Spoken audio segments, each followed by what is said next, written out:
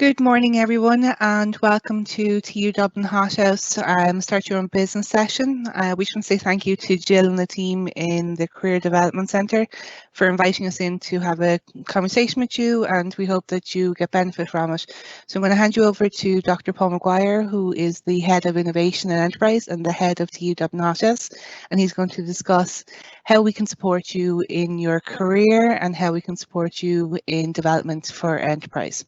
If you have any questions, the chat box is open, or you can follow up with emails afterwards. And I hope you have a good day. Thank you. Thank you very much, Danielle. Are my slides live now, Danielle?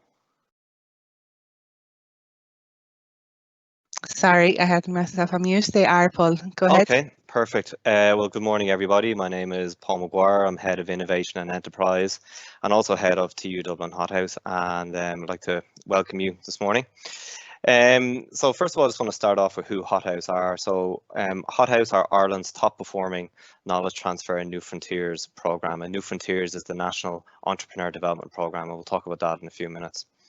So we commercialise intellectual property arising from TU Dublin research. So commercializing means that we take it from the lab and we make it into a product and we offer it for sale via a third party. And we also help to support startups. So here's the team anyway. So there's myself, there's 3 members of the licensing team who would assess inventions and come up with a commercialization plan. We have business development, we have incubation, we have marketing, which is Danielle, who you've met already. And we hope to add a few numbers now over the next couple of weeks. So in addition to helping TU Dublin, we also help 3 other institutes in the Dublin region. So they would be the IADT, Institute of Art, Design, Technology in Dún Laoghaire, National College of Ireland in the Docklands, and Dublin Institute for Advanced Studies. So we provide them with the exact same support that we provide all the campuses in TU Dublin. So in terms of our success over the last number of years, well, we've launched over 30 products onto the market. We've had over 500 inventions, which have arisen from staff and students. We've filed over 100 patents at this stage. And through our New Frontiers program, we have helped to create over 400 businesses, employing 1,700 people, raising over 200 million in equity. So as I said, we are the top performing across the country.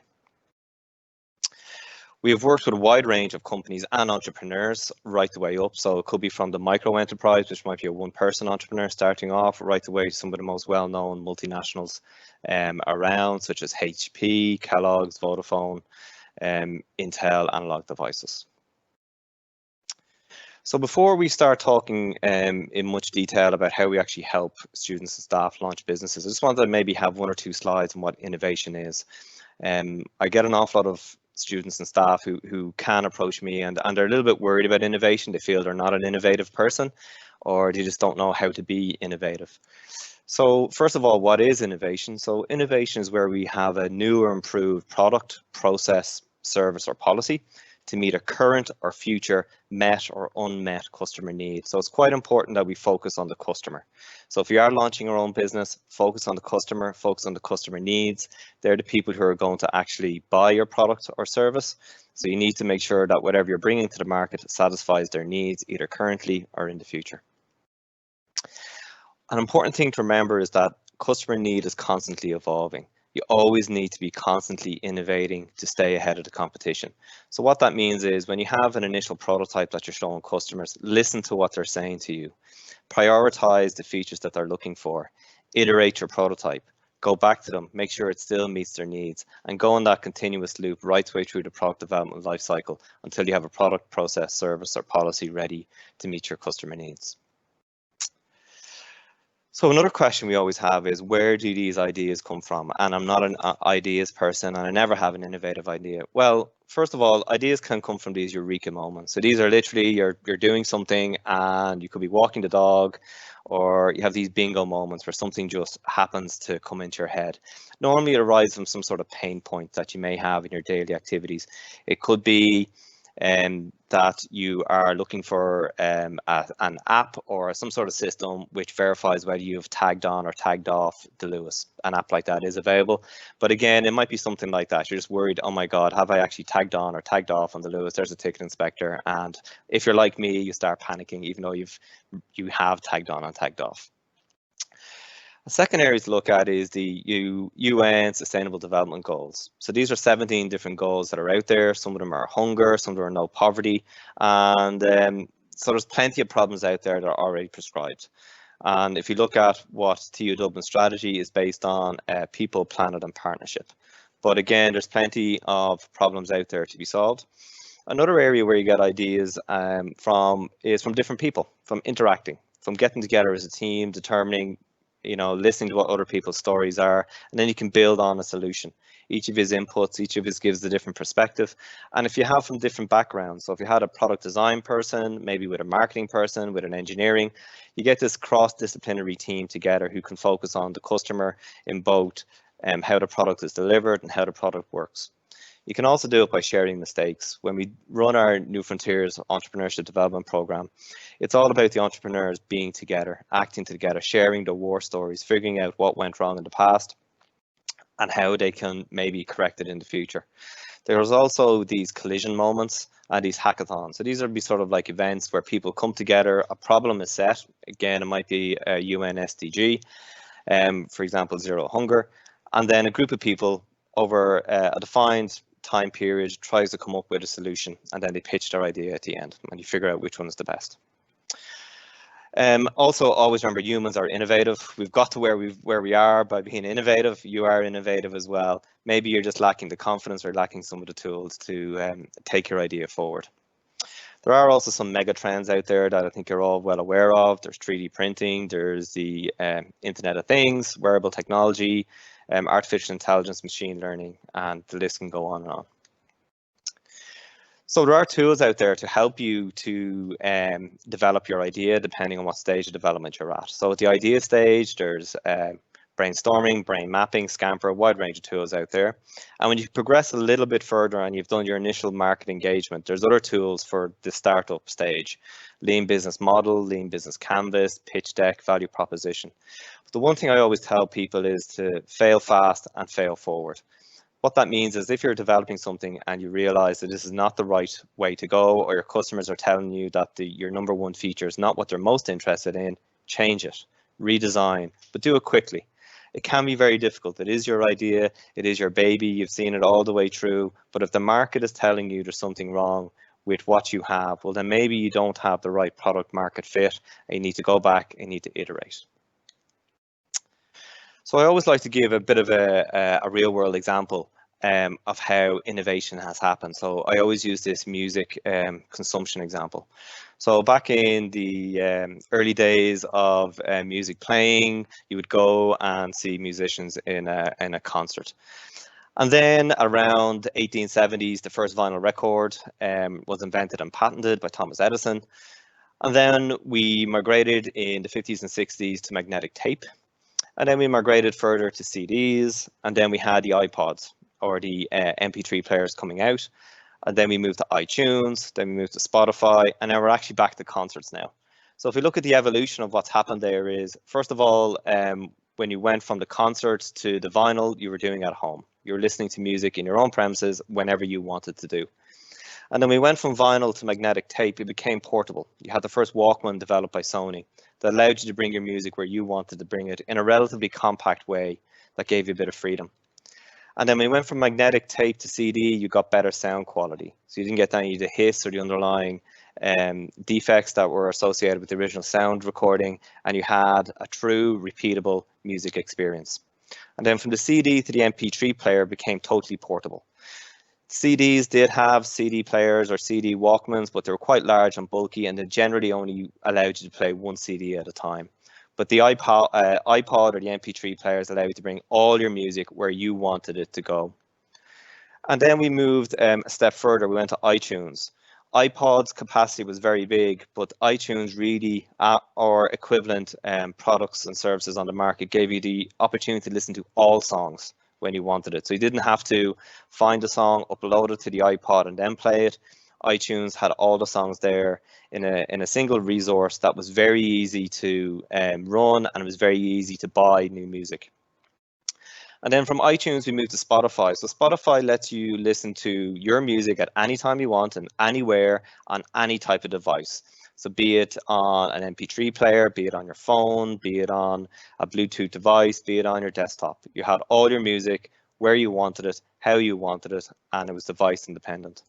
And now what we're actually seeing is the trend going back to live concerts.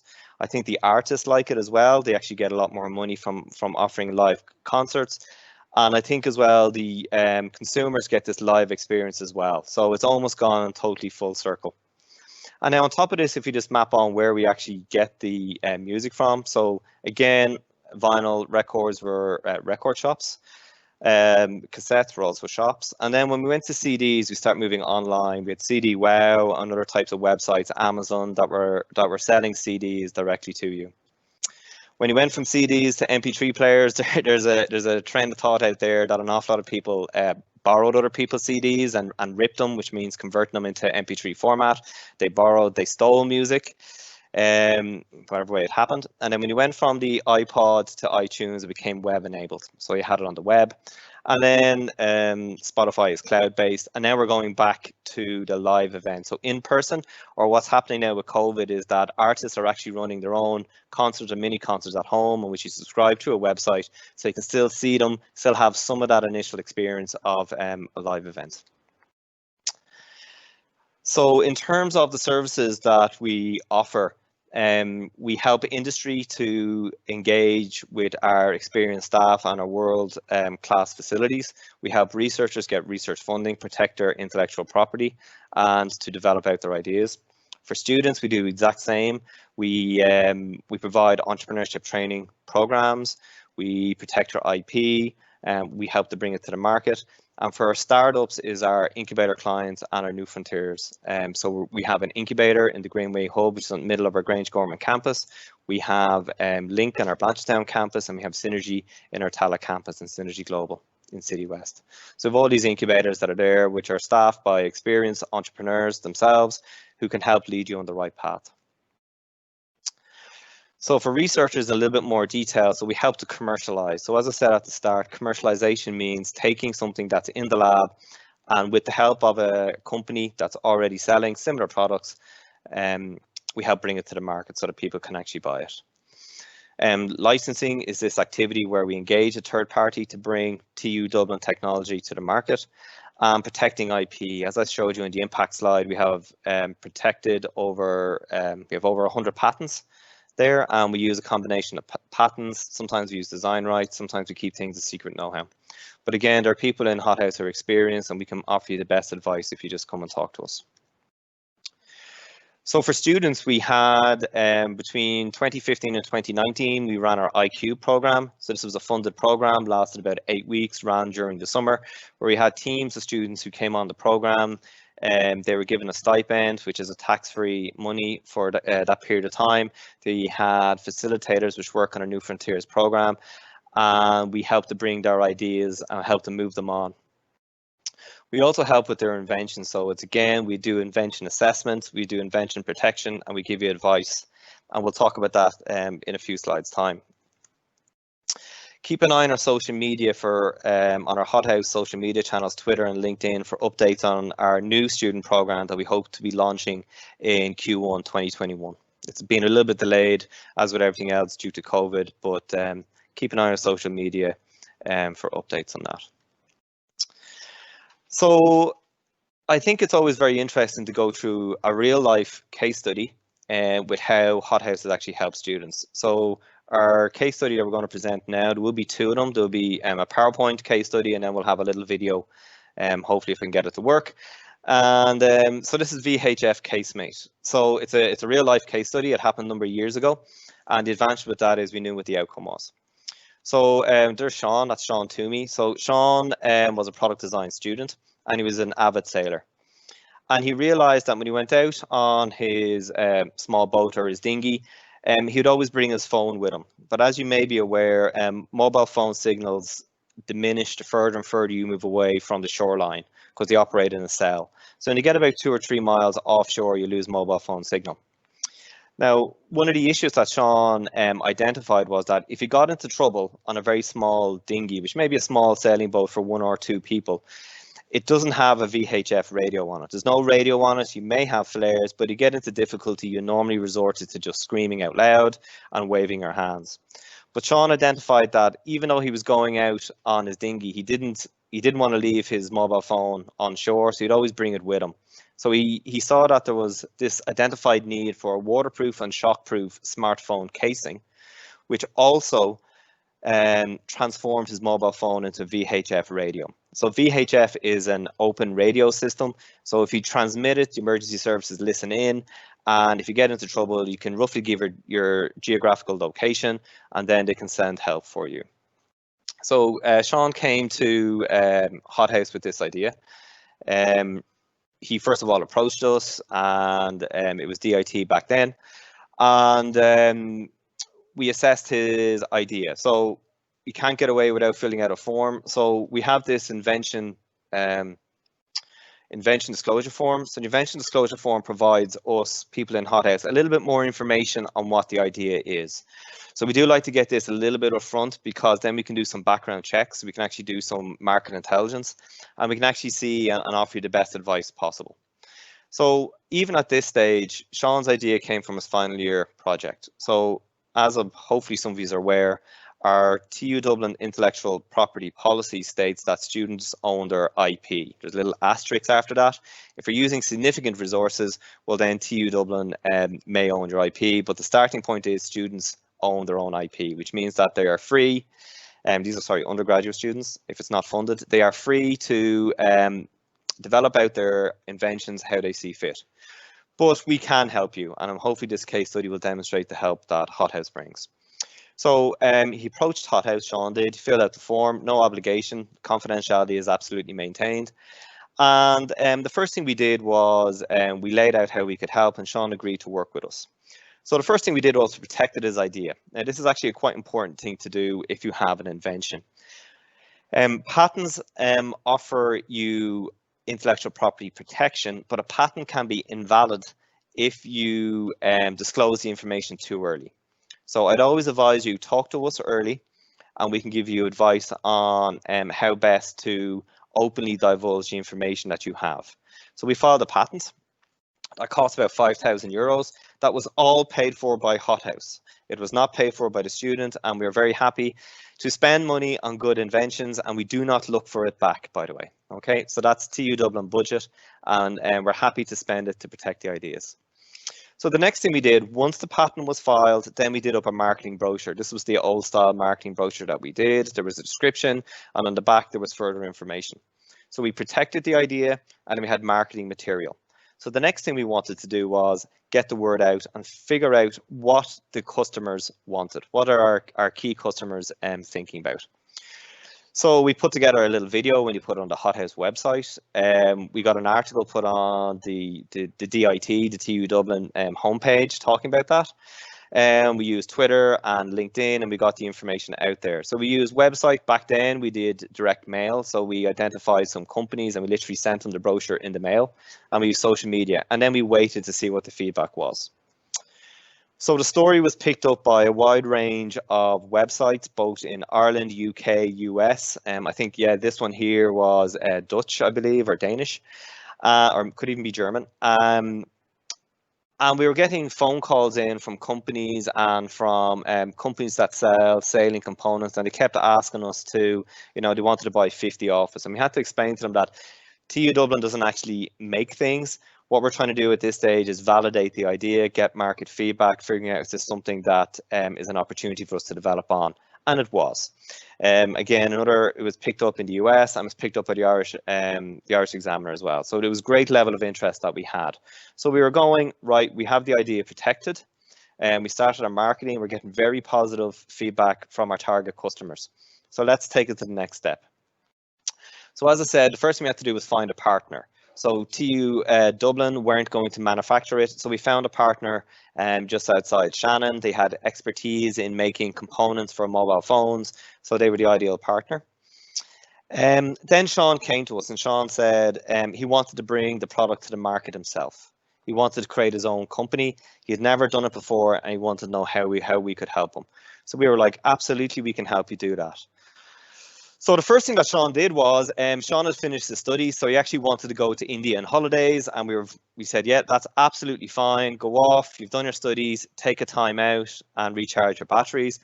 But while he was away, we actually set up the company for him, so time wasn't lost. So Sean got to recharge his batteries, and in the background, we got all the forms done. It did involve trying to find them in Goa at one stage with couriers, but we got all the forms done and we got everything signed, sealed and delivered. Again, the company setup cost about €1,500 to set up the company and to get the first year annual accounts. And as I said, in line with the patents, Hothouse were very happy to cover that, and we did not look for it back. So Sean had never been an entrepreneur before. He'd never set up a company, and he didn't really have sufficient knowledge or confidence in order to take the product to the market himself. So what we did was we offered him a place on the New Frontiers program. So this basically takes your business idea, it helps it validate it, it builds a marketing strategy around it, product strategy, finances, basically developing an investor-ready business plan. So Sean went on that after he finished his studies and came back from India, and he learned an awful lot from it. So as I said, this case study happened a while ago, so we can actually provide a little bit of feedback on how it actually went. So Sean's idea was connecting this outside waterproof, shockproof casing to convert it into this VHF audio using a 3.5mm audio jack. So this would be the original jack in which you would connect your headphones for your phone so you could listen to music or take a call. Then what happened is Apple brought out these AirPods, and these have become more. So they're Bluetooth enabled headphones. I think the Apple iPhone, it may have actually dropped the 3.5mm audio jack, and this was the way in which the market wanted to go. So if Sean wanted to redesign his case to remove the 3.5mm physical connection in and replace it with Bluetooth, he'd have to put a battery in, his pricing point went up. We ran the new pricing point versus the market. It was well over €250 per case, and it just didn't work out. So as I said at the start, customer need is constantly evolving. You always need to continue to innovate to set entire the competition. So Sean wasn't able to bring this particular product to the market, but he went through the process. He learned from it, and he's his own business now. He's offering companies product design support, and he's doing quite well for himself. So just looking through Sean's journey. So first of all, it was a final year project. They don't have to be a final year project, but we do like some sort of initial prototype to be done. Now, if you have some software idea, an initial prototype can be a storyboard, which gives a bit of an idea of what the software or your app actually does. Sean then approached Hothouse. He filled out a form. In conjunction with Hothouse staff members, he came up with a commercialization strategy. We filed a patent. We ran a marketing campaign. We helped to set up his company. We supported his New Frontiers application, and he went on the New Frontiers application. So this is the type of supports that we can offer to all students and staff who have an idea and approach us and are interested in forming their own business. So as I always said, time is constantly evolving, and you always need to reassess your assumptions. You always need to go back out to your target customers and get more information from there. Now, I'm going to play a little video now. Micron Agri are a spin-out company of TU Dublin. We're developing a kit called Tostal that allows farmers to test their animals for worms and parasites. Instead of taking samples and sending them to a lab where it takes up to 7 days for the samples to be tested, they're able to do it on-site instantly, saving time and money. We actually started working with Hothouse at a very early stage. We approached Kieran O'Connell with our initial idea, and Hothouse then supported us in applying for a patent and protecting the intellectual property. I was at the National Applying Championship 2018, and 4 undergrads from TU Dublin rushed over, extremely enthusiastic, and said we want to represent TU Dublin Hothouse next year at the Enterprise Ireland innovation arena. They were great in supporting us at the very early stages, in really making us believe that our idea had the potential that it does have, in protecting the intellectual property by filing a patent, which is extremely important, and giving us the financial resources to do so that as students we can just work on developing the product. We went on to win what's called the Bolton Trust, which is a student entrepreneur competition here in TU Dublin. After we won that, the iCube program was actually recommended to us by Paul Maguire, who's the head of Hothouse. He judged on the competition and he realised that taking part in iCube would really help us develop the business quickly. iCube is our student entrepreneurship training program, which allows students to take their business idea and turn it into a business proposition over a 10-week period. We took part in weekly workshops covering business skills, anything from business development to marketing to storytelling and pitching, anything that's relevant in building a business from the early stages, giving us the base skills to really launch forward with our product development, focus our business plan and really put all of our resources to use. They constantly linked in with Hothouse over that period on the building of the prototype to make sure that they were going in the right direction. So it was very much a collaborative instigation between Micron Agri and Hothouse. They were very successful on iCubed and they became overall winners 2019. Micron Agri won a number of awards, such as the Bolton Trust, the Munster Regional Agriculture Show, but the jewel in the crown was the Innovation Arena at the National Appliance Championship, the event that they had said back in 2018 that they wanted to represent TU Dublin at. The number one thing I've learned from taking part in the iCube and working with Hothouse is the usefulness of collaboration. As an early stage startup, being able to collaborate with other participants in the iCube program, other businesses, spin-outs within TU Dublin that are based in the Grange Gorman campus in the fantastic Greenway Hub building, allows you to gain insights to problems that you may be facing that you really just wouldn't gain on your own. TU Dublin Hothouse mentored and supported Micron Agri along their journey and continue to do so. We feel that it's important to stay close to Micron Agri for them to grow their business now and in the future. In terms of the services we've received from Hothouse, the list is really too long to say here. Anything from protection of intellectual property, filing patents, industry-leading mentorship, or funding through programs such as iCubes, or later on the New Frontiers program. There's supports there for businesses at every level of development. When you're doing anything for the first time, it's very difficult. Any student who has an idea that they feel could be turned into a scalable business, they should approach Hothouse. I mean, Hothouse have an open door policy. Just go in and talk to them. They'll see where your idea is at. They'll see what supports they can offer you. It really allows students to bridge the gap from going from a classroom educational environment to the real world of business. TU Dublin Hothouse is Ireland's leading knowledge transfer and entrepreneurship and incubation centre. We have an experienced staff which have been through multiple iterations of companies. We have the support network in place, we have incubation space, we have stipend, and we have a network. Come grow your business with TU Dublin Hothouse.